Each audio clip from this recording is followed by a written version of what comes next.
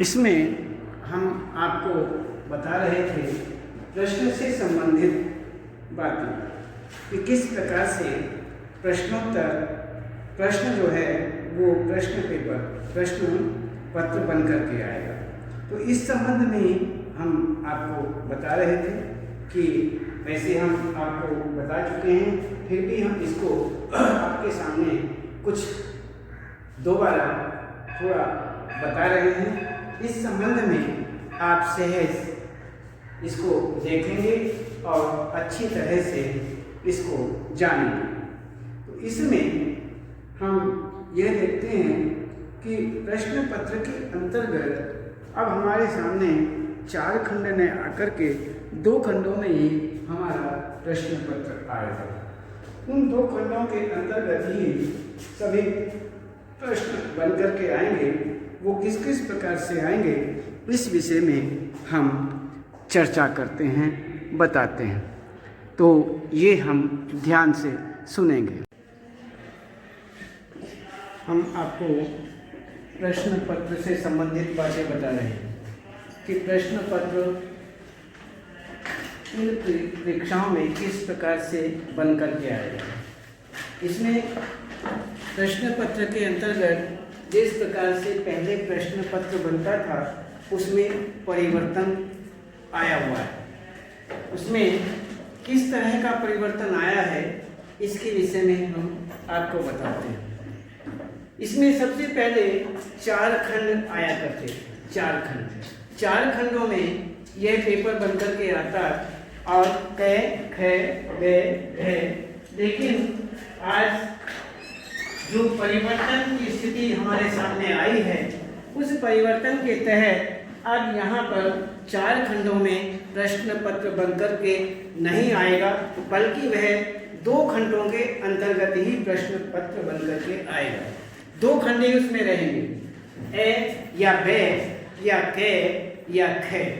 जो भी प्रश्न पत्र के अंतर्गत आपको संकेत किया गया है क ख या ए बे आदि, कोई भी 2 खंड आएंगे।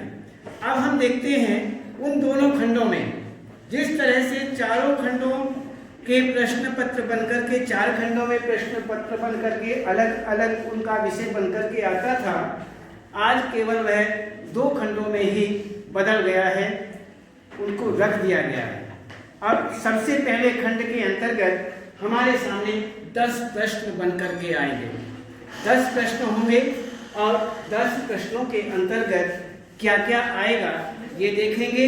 और उसके बाद 11वें प्रश्न से और 17वें प्रश्न तक, अर्थात 11 से 17वां प्रश्न, इस तरह से यहाँ पर 11 से 17 तक बै खंड रहेगा। इसलिए ए बे 2 प्रश्न बन करके आते हैं, 2 खंड बन करके आते हैं। और उसमें केवल पहले खंड के अंतर्गत ये सोच लीजिए कि पहला खंड जो है वह किस प्रकार 1 से 10 तक। अब हम देखते हैं कि 1 से 10 तक जो प्रश्न बनकर के आएंगे वो किस प्रकार से। सबसे पहला प्रश्न आएगा अपठित गद्यांश। अपठित गद्यांश, इसमें 2 गद्य आएंगे, 2 गद्यांश आएंगे जिसमें से हमें एक गद्य करना है। अब पहले तो केवल ये होता था कि गद्य आया, नीचे प्रश्न लिखे हुए हैं और आप गद्य को अच्छी तरह पढ़ेंगे और पढ़ करके उनका उत्तर देंगे।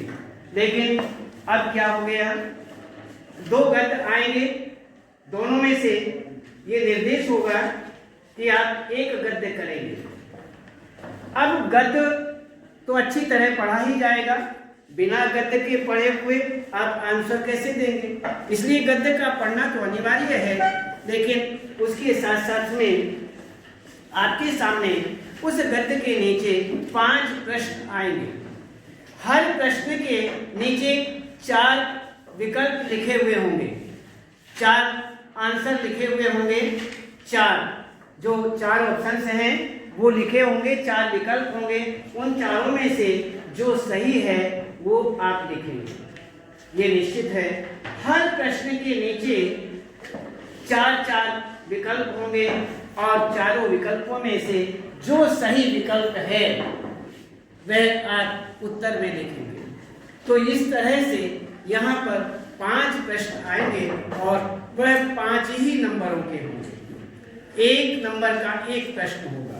इस तरह से अपठित गद्यांश जो है वह रहेगा। इस तरह अब देखते हैं दूसरा प्रश्न। दूसरा प्रश्न जो हमारा है वह हमारा है अपठित पद्यांश। अपठित पद्यांश के अंतर्गत भी वही स्थिति है। 5 प्रश्न होंगे। हर प्रश्न में 4 विकल्प होंगे। चारों विकल्पों से आपको उत्तर निकालना है और इस तरह से आपके 2 प्रश्न पूरे होंगे। अब तीसरा प्रश्न आता है। तीसरा प्रश्न, चौथा प्रश्न, 5वां प्रश्न और 6ठा प्रश्न, 3, 4, 5, 6 ये 4 प्रश्न जो हैं ये व्याकरण से संबंधित हैं। हमने 2 प्रश्न बताए, पहला दूसरा। पहला अपठित गद्यांश, दूसरा अपठित पद्यांश, तीसरा, चौथा, 5वां और 6ठा 6 व्याकरण से संबंधित। व्याकरण में आपके यहाँ 4 खंड हैं। 4 खंड और चारों खंड जो हैं उन चारों खंडों में से 4-4 प्रश्न बन करके आपके आएंगे। यही पहले भी हुआ और आज केवल परिवर्तन क्या हुआ?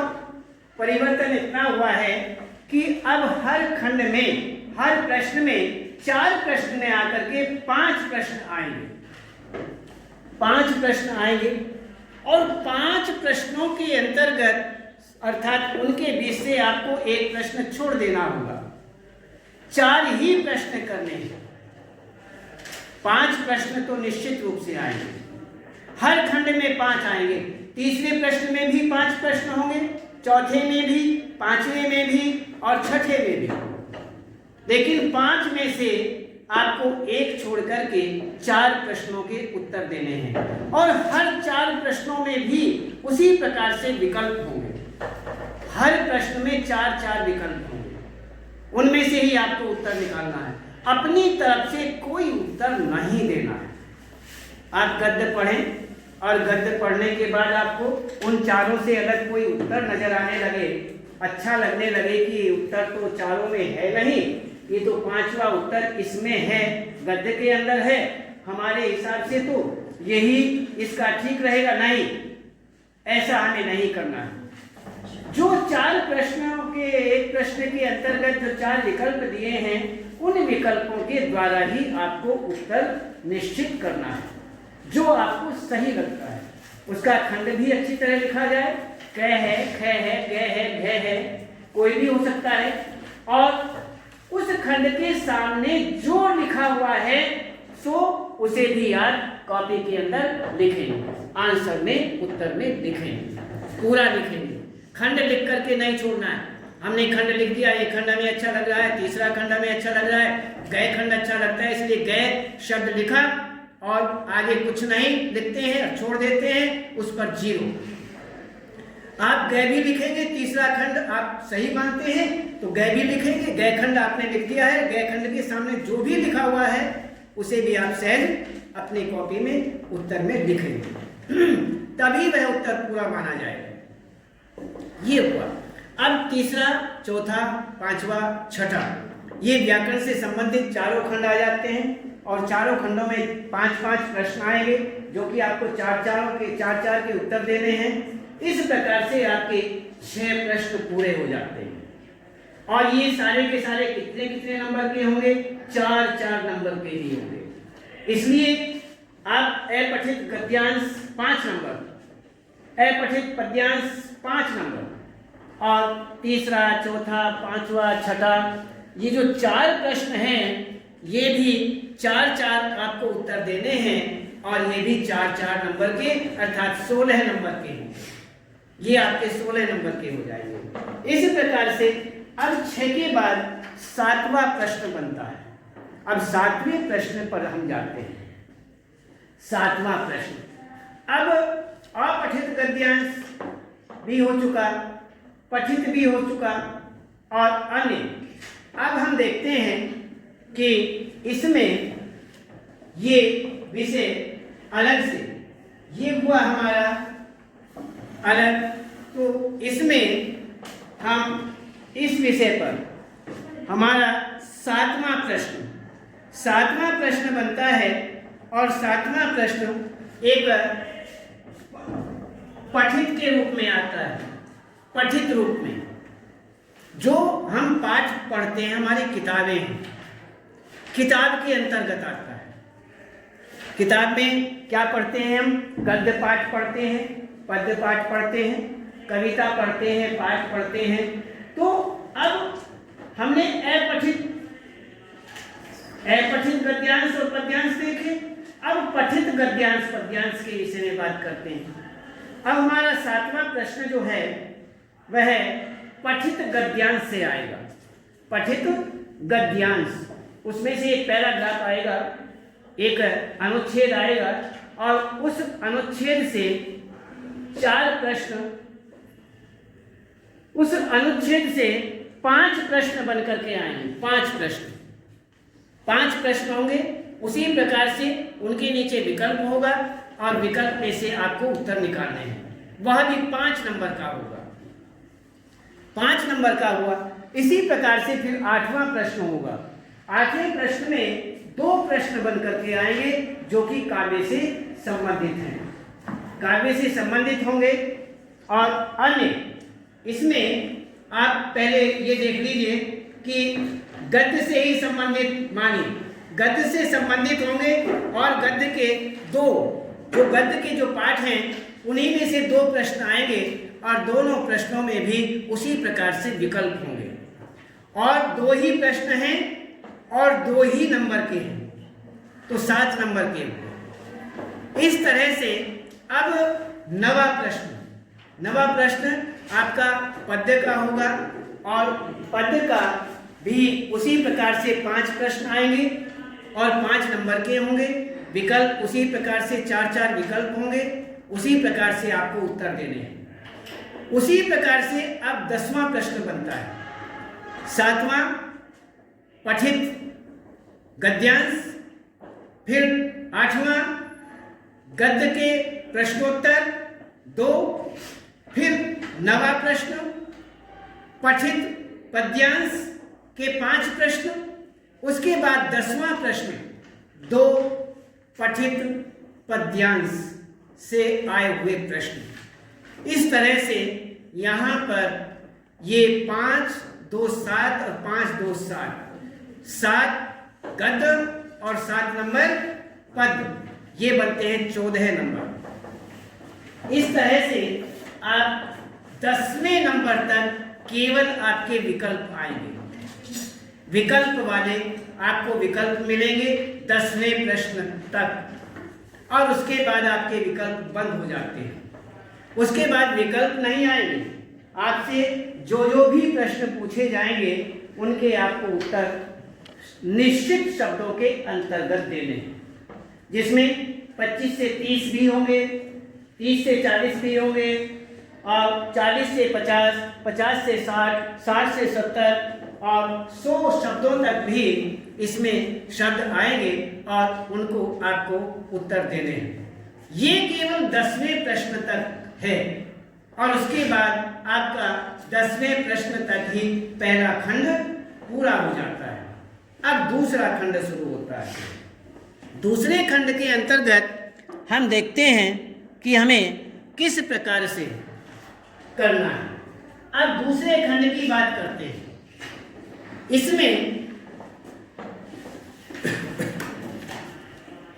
इसमें हम देखते हैं कि दूसरा खंड जो है वह हमारा वयखंड या खयखंड। अब देखिए, जो हमारे गद्य पाठ है, गद्य पाठ पद्य पाठ 2 हैं। इसमें गद्य पाठ और पद। और एक पुस्तक हमारे पास और है जिसका नाम है कृतिका। कृतिका, एक्सटीज और कृतिका, ये हमारे हैं। और इसमें हम देखते हैं कि एक्सटीज और कृतिका ये दो पुस्तकें हमारी हैं और इन दोनों पुस्तकों के विषय में ही हम अब प्रश्नोत्तर के रूप में बात करते हैं। इस तरह से हम ये अच्छी तरह से जानते हैं कि जो पद्य पाठ हैं, गद्य पाठ हैं, उन गद्य पाठों में से 4 प्रश्न बन करके आएंगे और चारों प्रश्नों के जो उत्तर हैं वो 25 से 30 शब्दों के बीच में हमें देने होंगे। ये हम उसमें देते हैं और लगभग ऐसा होता है 4 प्रश्न हैं, हर प्रश्न के 25 से 30 शब्दों के बीच में उत्तर होना चाहिए। इसमें विकल्प नहीं आएंगे, इसमें विकल्प नहीं होते हैं, इसलिए विकल्प के विषय में केवल 10वें प्रश्न तक विकल्प हैं। पहले खंड में विकल्प हैं, दूसरे खंड में विकल्प बंद हो जाते हैं। उसमें आप अपने पेन से अच्छी तरह से 25 से 30 शब्दों के बीच में आप इसका उत्तर देंगे, इन प्रश्नों का उत्तर देंगे। 4 प्रश्न होंगे, 2-2 नंबर के होंगे, इसलिए 8 नंबर के 4 प्रश्न आपके सामने गद्य से आएंगे। अब इसी में पद आता है। पद में से आपसे 3 प्रश्न पूछे जाएंगे। ये आपका जो है 12वां प्रश्न बनता है। इसमें 2-2 नंबर के होंगे, वह 6 नंबर के बनते हैं, 6 नंबर के आ जाते हैं। इस तरह से इसमें पाठों से जो प्रश्न बनकर के आएंगे, गद्य और पद, ये 8 और 6 14 नंबर के आपको गद्य पाठ से ये प्रश्न आएंगे। और इसमें जो 12वां प्रश्न एक काव्य से संबंधित है, जो 3 प्रश्न जो आपको करने हैं वह आएंगे 60 से 70 शब्दों के बीच में आपको उत्तर देना है।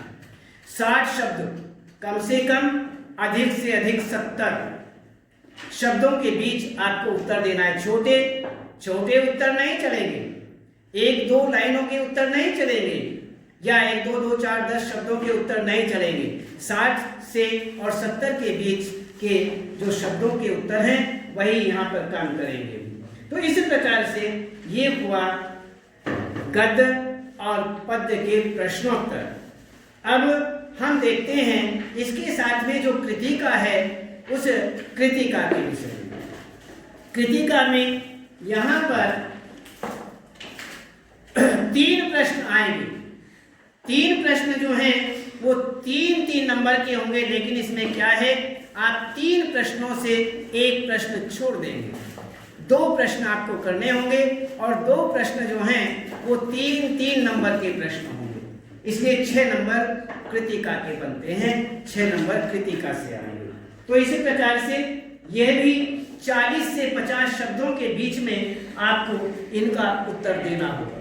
40 से 50 शब्दों के बीच आपको इनका उत्तर, कृतिका के प्रश्नों का उत्तर देना होगा, जो केवल 3 प्रश्नों में से 3 आएंगे, लेकिन 2 करने हैं, जो 3-3 नंबरों के होंगे। 6 नंबर के आपकी कृतिका से प्रश्न बन करके आएंगे। तो अब ये हुआ आपका 13वां प्रश्न। अब आता है 14वां प्रश्न। 14वां प्रश्न जो है उसमें निबंध अनुच्छेद आपको लिखना है, और अनुच्छेद जो है वो संकेत बिंदुओं के आधार पर ही लिखना है। जो संकेत बिंदु प्रश्न पत्र के अंतर्गत दिए गए होंगे, शीर्षक के अंतर्गत दिए गए हैं, उन्हीं के अंतर आपको उनका उत्तर लिखना है। संकेत बिंदुओं के आधार पर ही आपको निबंध लिखना है। तो इसी प्रकार से यहाँ पर ये संकेत बिंदुओं का आधार है और 5 नंबर का 3 निबंध शीर्षक आएंगे, जिनमें से आपको केवल एक ही शीर्षक पर, एक ही विषय पर अनुच्छेद लिखना है। तो 5 नंबर का होगा। इसी प्रकार से अब आता है 15वां प्रश्न। 15वें प्रश्न में पत्र आएंगे, 2 पत्र आएंगे जो 80 शब्दों से, अच्छा इसमें निबंध वाले हमने बताया कि 80 से 100 शब्दों के बीच आप लिखेंगे।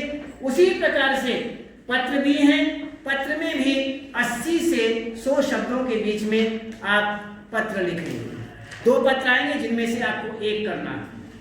अब इसमें आगे ये भी 5 नंबर का है और एक संवाद आएगा, संवाद भी 5 नंबर का है और संवाद भी इसी प्रकार से आप लिखेंगे और वह संवाद जो है 25 से 30 शब्दों के बीच में कम से कम होना चाहिए और वह भी 5 नंबर से ही आएगा। इस प्रकार से यहाँ पर आप ये प्रश्न पत्र जो है पूरा करेंगे और हर प्रकार से आप ध्यान रखेंगे। इस प्रकार से आपका प्रश्न पत्र बन करके आएगा और उसे आप अच्छी तरह करें और फिर आगे और अन्य बताएं।